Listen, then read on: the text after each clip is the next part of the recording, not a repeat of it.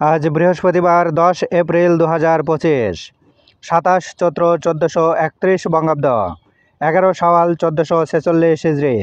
জানিয়ে দেব আজকের দৈনিক বাংলাদেশ প্রতিদিন পত্রিকার শিরোনামগুলো।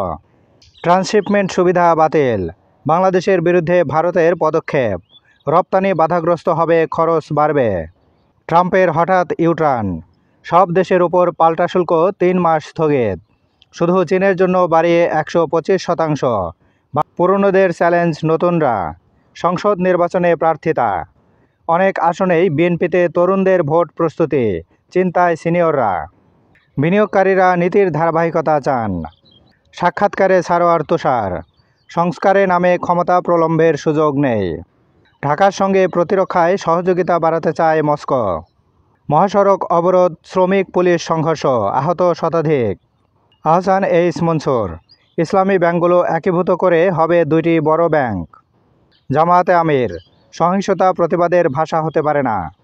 বসুন্ধরার সঙ্গে ব্যবসা সম্প্রসারণে আগ্রহী ফিনল্যান্ড।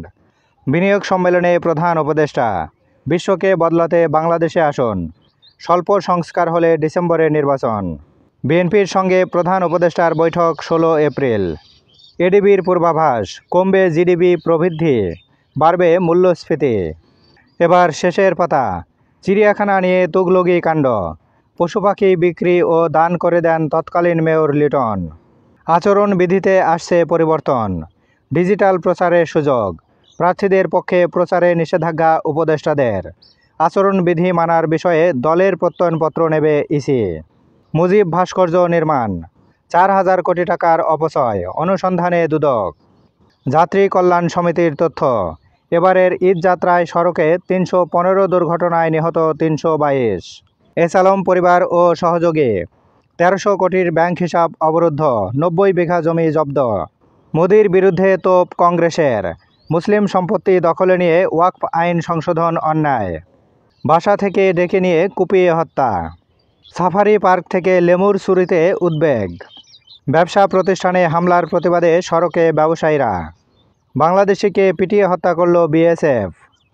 শিক্ষার্থীর ওপর হিজবুত তাহরিরের হামলা, মানববন্ধন।